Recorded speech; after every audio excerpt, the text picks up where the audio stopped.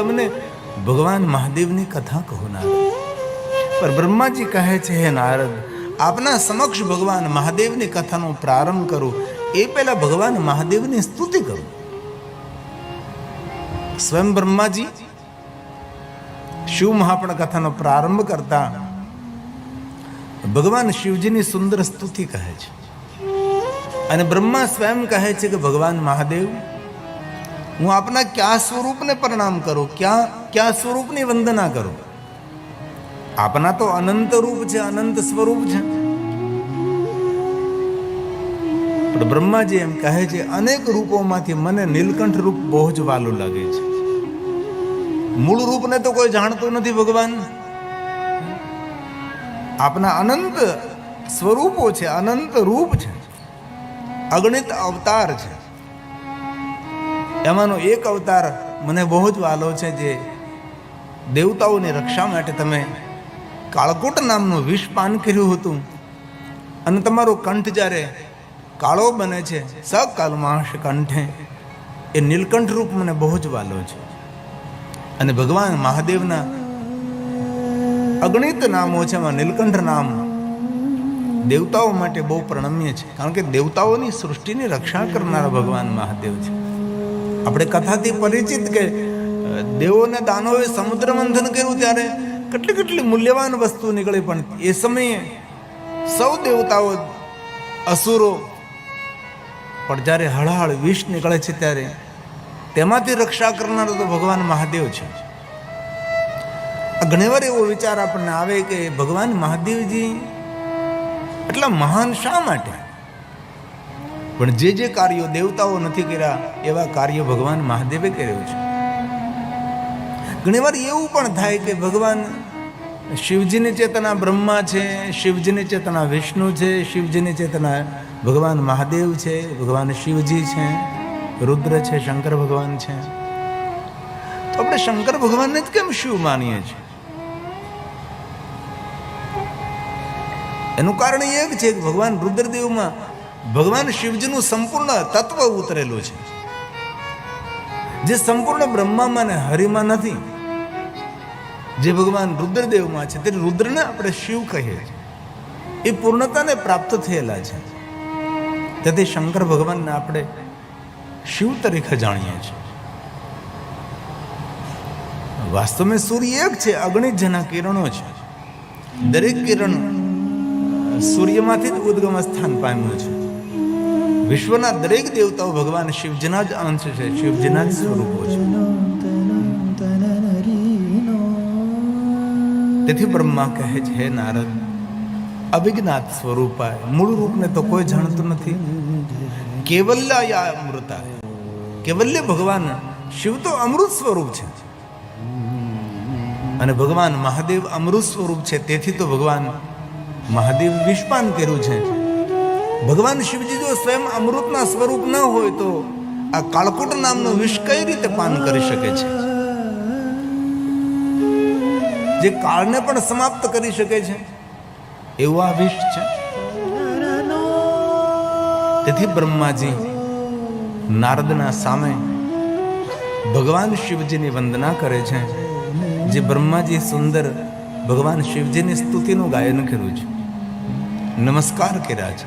કારણ કે બ્રહ્માજી બ્રહ્મલોકમાં મહાદેવની કથાનો હવે પ્રારંભ કરે છે. નમો સ્વનંત રૂપાય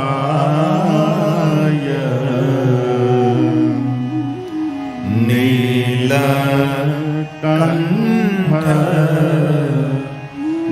નમોસ્તુતે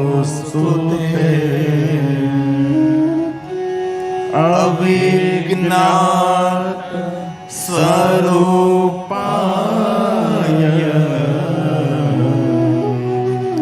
કેવલ્યાય મૃતાય ચ કૈવલ્યાય મૃતાય ચ. ભગવાન તમે કેવલ્ય અમૃત સ્વરૂપ છો. તેથી તમે કાળકૂટ નામનું વિષ પી શક્યા છો. અનાદર કોણ સહન કરી શકે? જે માણસનું જીવન આદરથી ભરેલું છે. આપણો કોઈ અનાદર કરે ને આપણે તેનો અનાદર કરીએ તો એ માણસમાં ને આપણામાં કોઈ ફર્ક નથી. આપણી કોઈ નિંદા કરે ને આપણે એના માટે ગંદુ ગંદુ બોલવા લાગીએ તો તે વ્યક્તિને આપણામાં કંઈ બહુ લાંબો તફાવત નથી. પણ આપણે કોઈ લાખ નિંદા કરે તો પણ એના માટે આપણે સારું બોલતા રહીએ, એમાં આપણી સજ્જનતા છે. આપણું કોઈ અપમાન કરે અને એમનું આપણે સામે અપમાન કરી નાખીએ તો એ માણસને આપણામાં કોઈ ફરક નથી. પણ સામેનો માણસ આપણું અપમાન કરતો હોય તો પણ આપણે મૌન રહીએ અને કોઈ પણ પ્રતિસાદ તેનો ન આપીએ, એમાં આપણી શ્રેષ્ઠતા, એમાં આપણી મહાનતા છે. આ બધું જીવનમાં ઘણું કઠિન છે. અંતે બ્રહ્માજીએ કહ્યું, નાંતમ દેવાવે જાનંતી. વિશ્વના કોઈ દેવતા પણ ભગવાન શિવજીનો સંપૂર્ણ પૂર્ણ મહિમા નથી જાણતા. હું આપને ભગવાન મહાદેવની કથા કહીશ, પણ મારી વાણીને પવિત્ર કરવા માટે, જગત હિત માટે, લોક હિત માટે હું આપને ભગવાન મહાદેવની કથા કહીશ. પણ હે નારદ, જ્યારે ભગવાન મહાદેવની કથાનો પ્રારંભ થાય છે ત્યારે મનુષ્ય માત્ર જીવનના દરેક પાપોમાંથી મુક્ત બને, સર્વ પાપ ક્ષયો ભવે. આપના સમક્ષ હું ભગવાન મહાદેવની કથાનો પ્રારંભ કરું છું. પણ ભગવાન શિવજીની કથાનો પ્રારંભ કરતા શિવ તત્વમ નામ અયમ.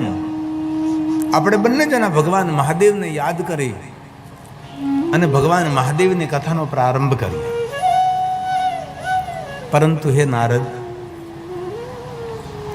આપના સામે હું સ્વીકારું છું, શિવ તત્વમ મયા નેવ, ને હું શિવ તત્વને નથી જાણતો.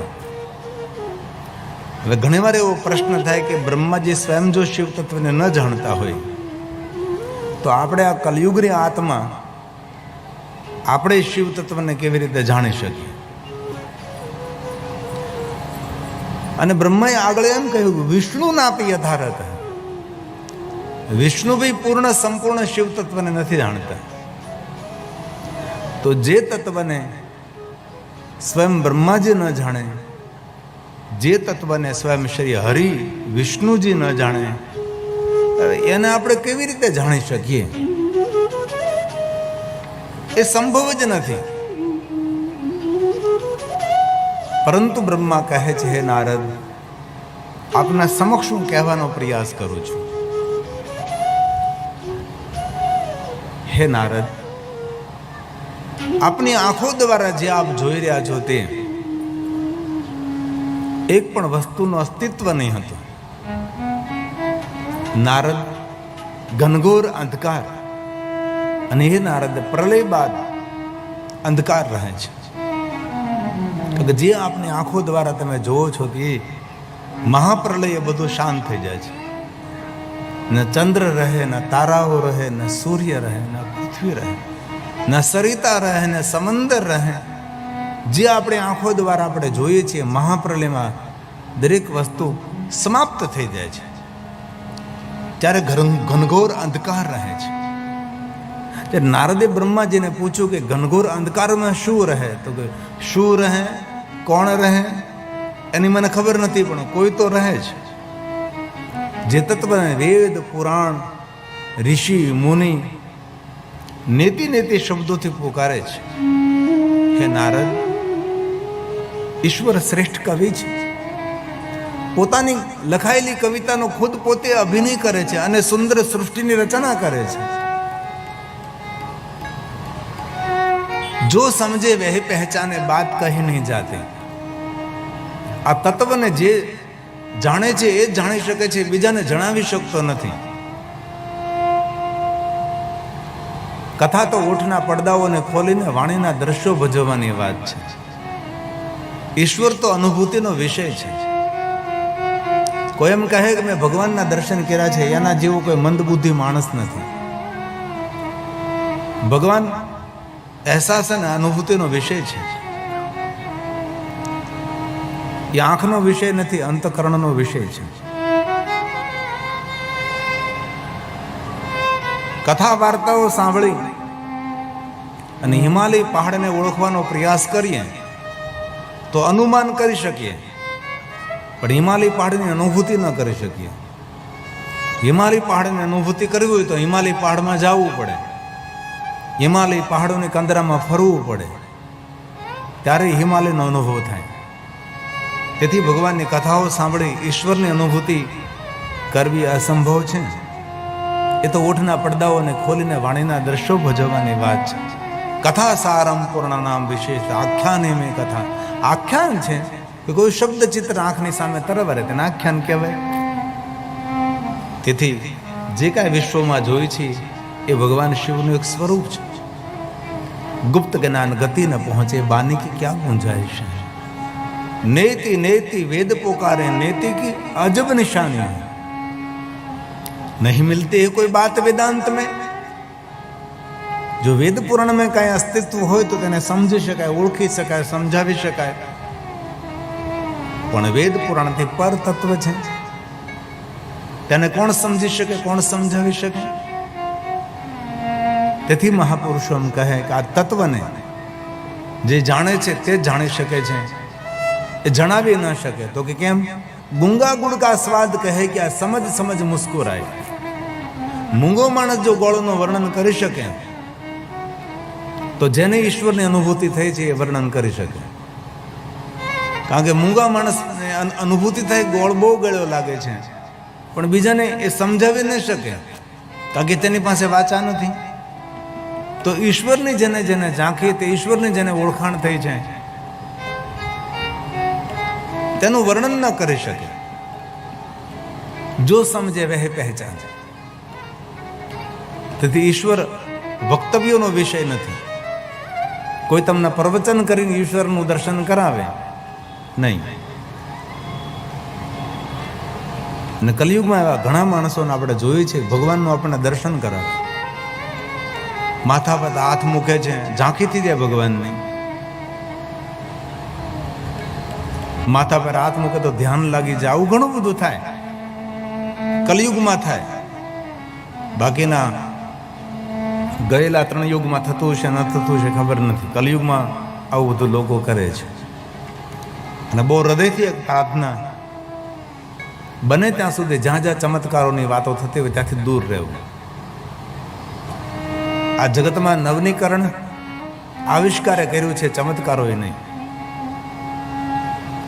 આપણે આંખો સામે આપણે જોયું છે કેટલા કેટલા વૈજ્ઞાનિકોએ, કેટલા કેટલા ડૉક્ટરોએ કેટલા મોટા મોટા આવિષ્કાર કર્યા છે. તેથી ચમત્કારની પ્રધાનતા નથી, આવિષ્કારની પ્રધાનતા છે. આ કેટલું સંશોધન થયું. એ લાઇટ, એ માયક, એ પંખા, એ ટેલિવિઝન, ક્યાં ક્યાં, એ મોબાઈલ ફોન, એ ટ્રેન, એ પ્લેન. એક સમય એવો હતો કે માણસ પાસે વ્હીલવાળું ગાડું નહીં હતું. ઘીહરું કરીને ચલાવતા હતા, રથ પણ ઘીહરા કરીને ચાલતા હતા. પછી એ પૈડાની શોધ થઈ અને ગતિ આવી. આવું કઈ હતું જ નહીં. માણસ કાચું ખાતો હતો, એમાંથી ધીરે ધીરે ધીરે સમજણ આવી. આજે આકાશમાં માણસ ઉડે છે, આજે સમુદ્રના તળિયા માણસ યાત્રા કરી શકે છે. કેટલા આવિષ્કારો થયા. તેથી ડાહ્યા માણસોએ ચમત્કારોથી દૂર રહેવું જોઈએ. શરીરમાં કાંઈ રોગ હોય, શરીરમાં કાંઈ પીડા હોય તો સારા ડૉક્ટરો પાસે જવાય. ઘણા માણસોને એ પણ ખબર નથી કે કયા ડૉક્ટર પાસે જવું.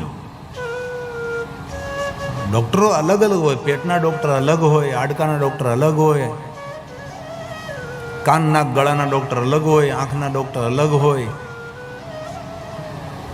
મગજના ડૉક્ટર અલગ હોય. પણ ઘણા ગામડામાં રહેનારા માણસોને એ કાંઈ ખબર નથી હોતી. કાંઈ પણ થાય, કોઈ પણ ડૉક્ટર, પછી ડૉક્ટર એમ કે ભાઈ આ જગ્યાએ તમારે જવું પડશે. તેથી શરીરમાં કંઈ પીડા હોય તો સારા ડૉક્ટરની, સારા વૈદ્યની સલાહ લેવાય.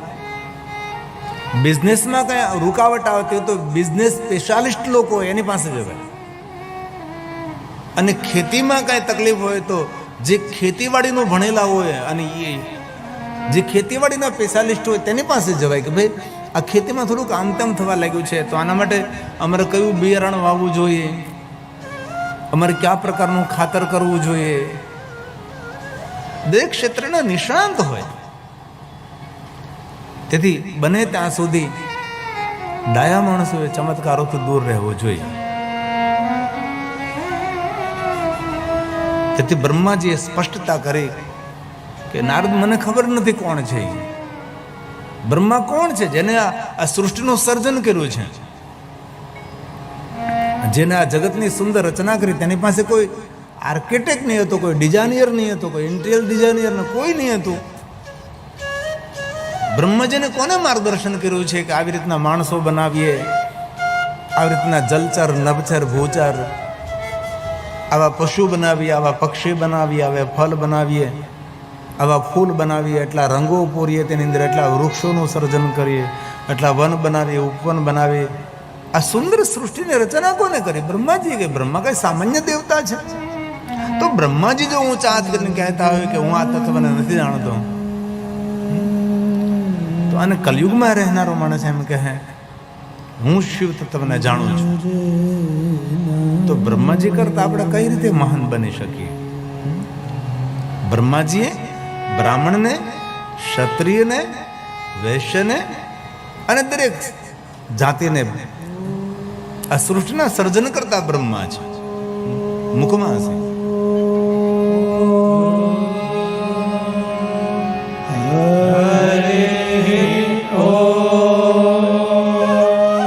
આ બ્રહ્માજીની ઓળખાણ છે. બ્રહ્મણોસ્ય મુખમાસ્વેત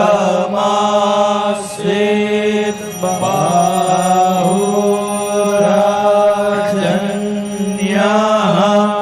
ત્રેતાઃ ઉરુતરસ્ય જદ્વૈષ્યઃ પદભ્યાગુશૂદ્રો અજાયત.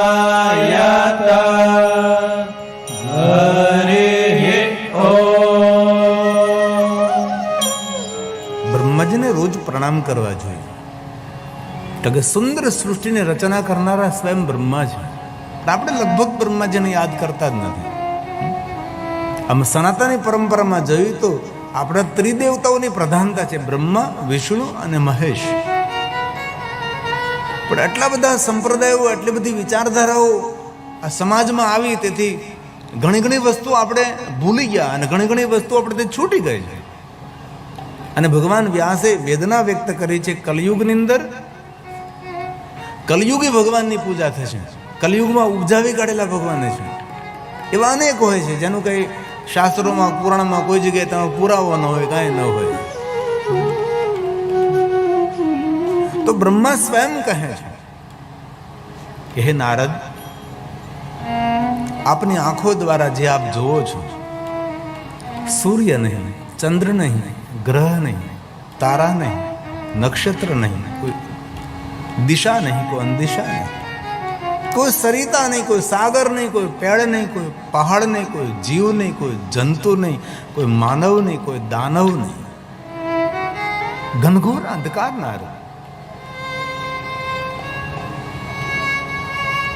નારદે કહ્યું કે પિતા બ્રહ્મા, ઘનઘોર અંધકારમાં શું હતું, કોણ હતું એની મને ખબર નથી. મારો સંપૂર્ણ ભરોસો છે ને વિશ્વાસ ને શ્રદ્ધા છે કે કોઈ તો હતું. ગુણરૂપ રંગ નાહી એસા હે ઠિકાના. જેનું કોઈ રૂપ નથી, રંગ નથી, આકાર નથી, જેનું કોઈ નામ નથી. નિરાકાર મૌકાર મુલ્લમ તુર્યમ ગિરા જ્ઞાન ગોતિત મિશમ ગિરીશમ કરાલમ મહાકાલ કાલમ કૃપાલમ ગુણાગાર સંસાર પાર. અહમ નિર્વિકલ્પો નિરાકાર રૂપો. કોઈ તો જેનું કોઈ રૂપ હોય તો વર્ણન કરી શકું, જેનું કોઈ નામ હોય તો વર્ણન કરી શકું. હવે નામ નથી, રૂપ નથી, રંગ નથી, આકાર નથી, તો હું કઈ રીતે તમારી સામે તેનું વર્ણન કરી શકું? તેથી એ તત્વને આપણે નીતિ શબ્દોથી આપણે નિરંતર પુકારતા રહીએ છીએ. જે તત્વને વેદ પુરાણ નિરંતર નીતિ શબ્દોથી, શ્રુતિ વારંવાર કહે છે.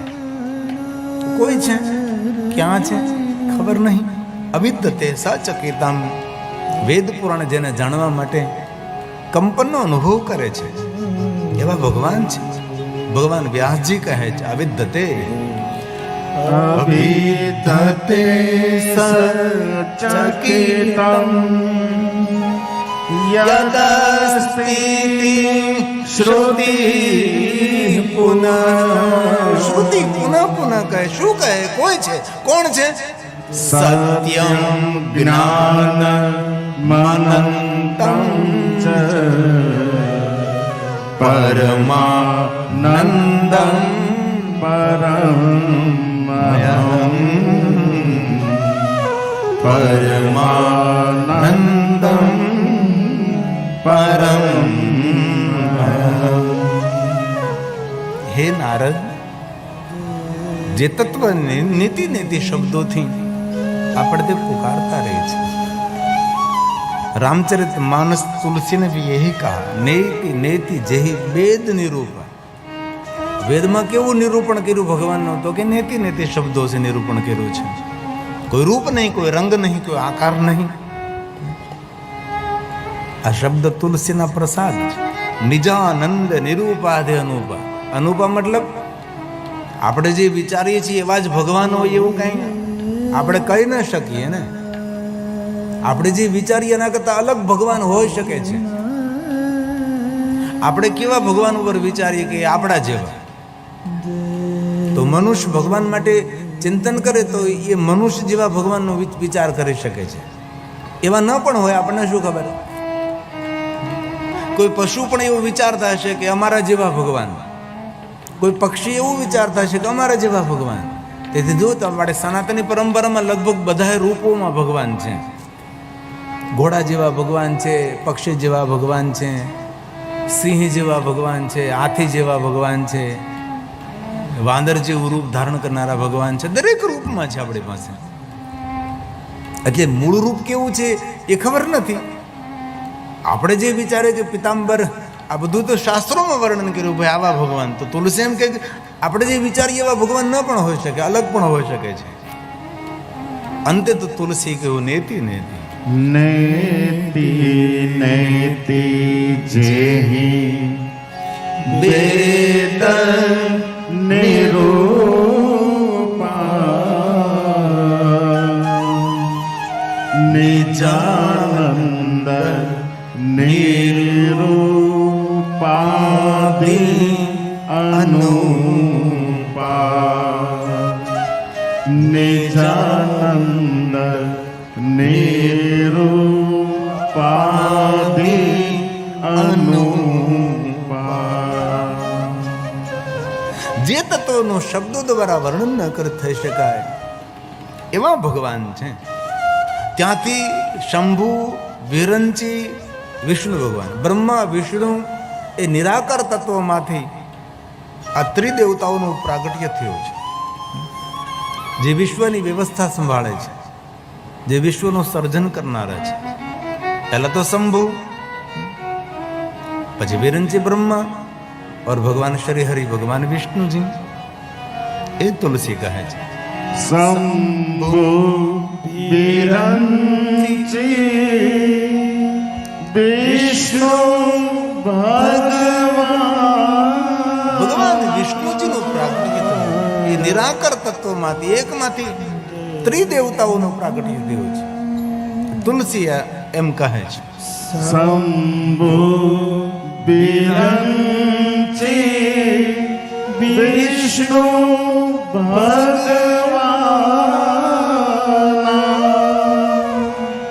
ઉપજહિ જાસુ અંસતે નાના. ઉપજહિ જાસુ અંસતે નાના એટલે મહાન.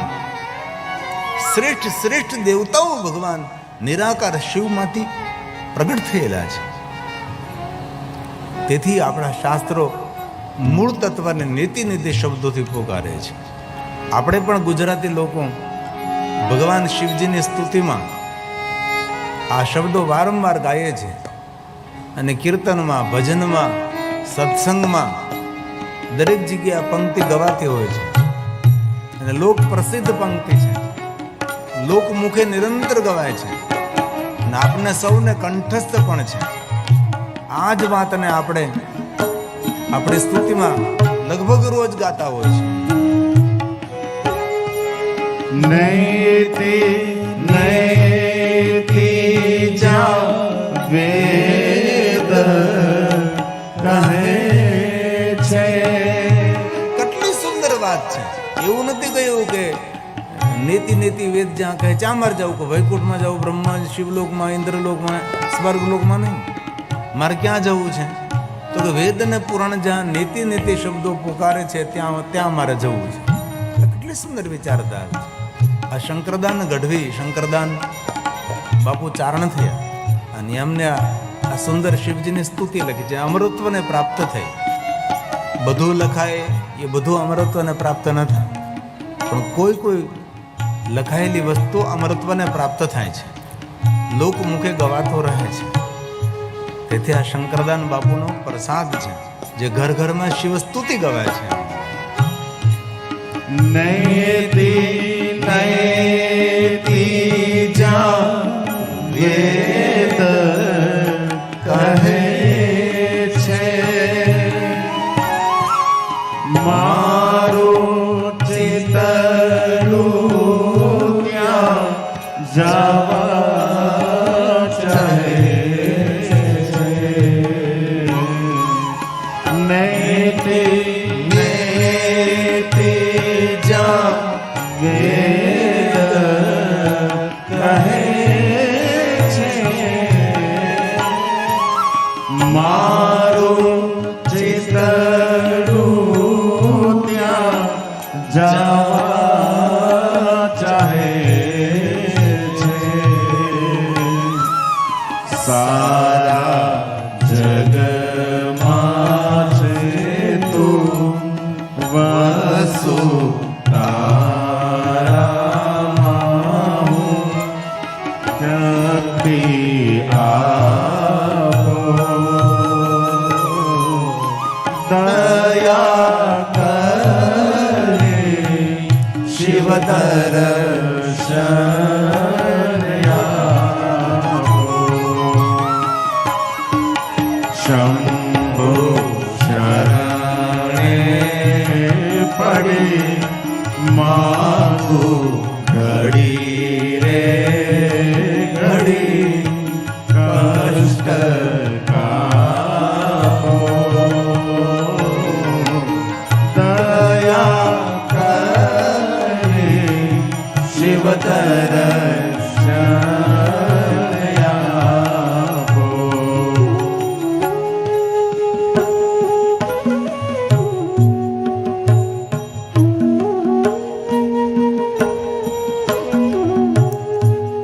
ગુજરાતી દેશમાં રહેતો કે પ્રદેશમાં રહેતો, દરેકના સ્તુતિ કંઠસ્થ હોય છે. અન્ય મંત્ર સ્તોત્ર આપણે ન બોલી શકીએ. આપણા ગુજરાતીઓ માટે આ ભગવાન શિવજીની શ્રેષ્ઠ સ્તુતિ છે.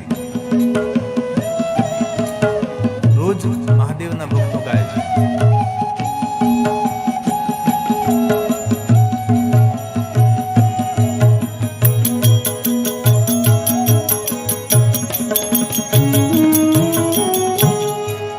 તમે ભક્તોના દુઃખ હરનારા. હે મહાદેવ, હે મહાદેવ. શુભ સહુનું સદા કરનારા. બોલીએ साथ में, आप सभी गाइए. તમે ભક્તોના દુઃખ હરનારા.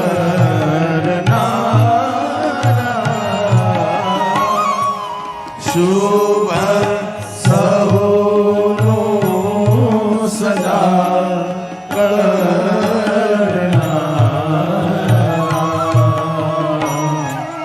હું તો મંદ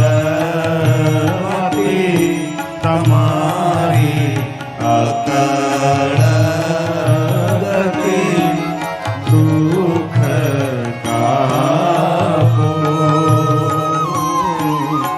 દયા કરી શિવ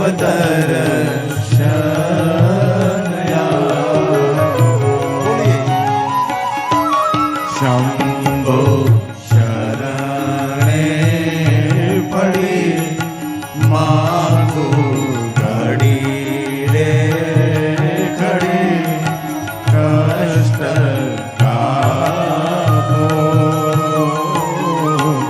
દયા કરી શિવ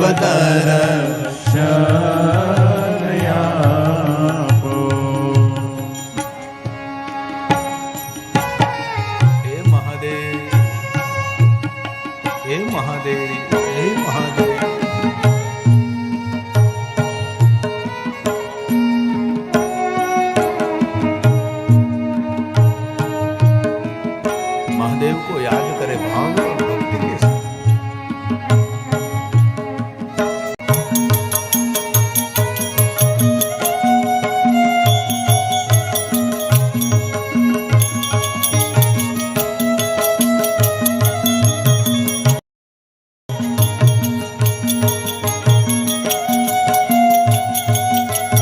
हे महादेव, हे महादेव।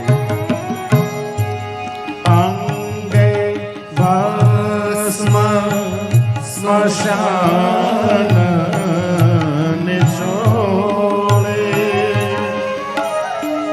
સંગે રાખો સદા ભૂત અંગે ભસ્મ સ્મશાન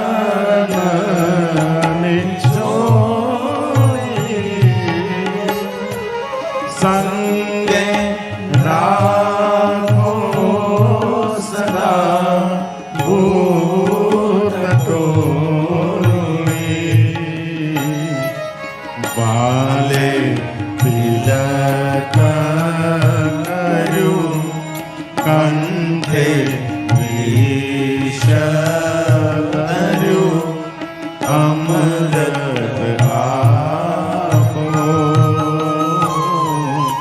દયા કરી શિવ દર્શન આપો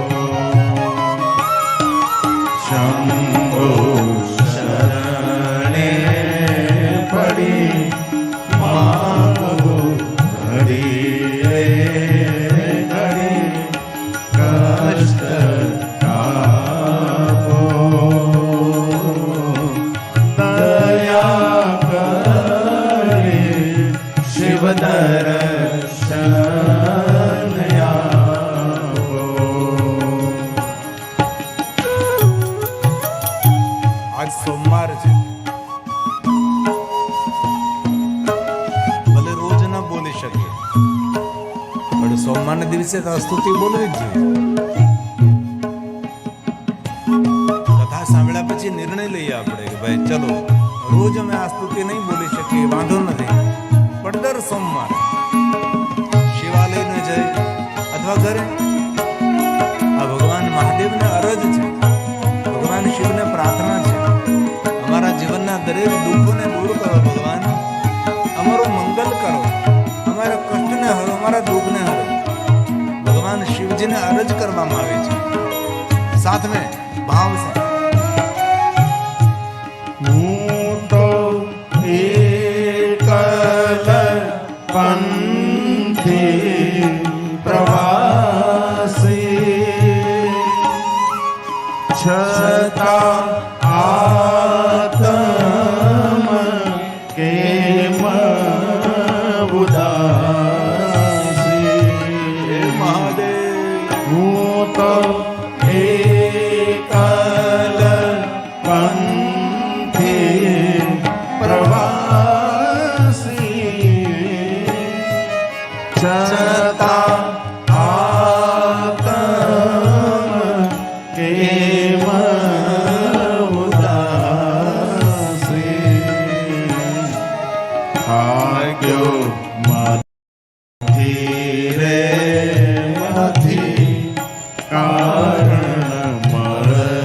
શકતું નથી સમજણ આપો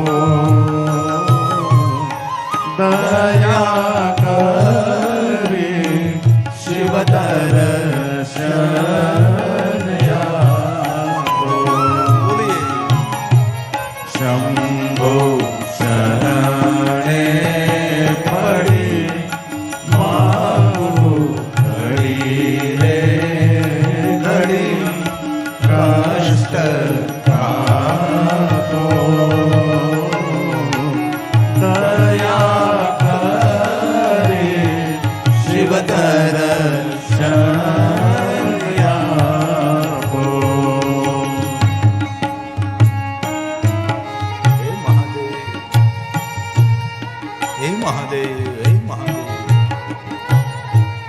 આજે આપણા ભાગ્યની આપણે સરાહના કરીએ, કારણ કે આજે સોમવાર છે અને ભગવાન મહાદેવની કથાનું શ્રવણ કરીએ છીએ અને સમૂહમાં સ્તુતિ ગાઈએ છીએ આપણે.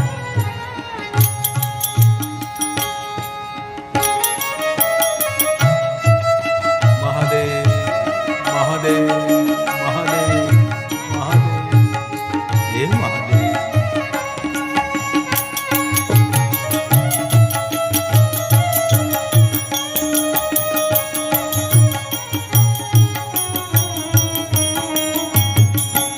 बोलिए साथ में. આપો દ્રષ્ટિમાં તેજ અનોખું સારી સૃષ્ટિને શિવરૂપ દેખું આપો દ્રષ્ટિમાં તેજ અનોખું સારી સૃષ્ટિને શિવરૂપ દેખું મારા મનમાં વસો આવી આઈએ વસો શાંતિ આવો દયા કરે શિવ દર્શન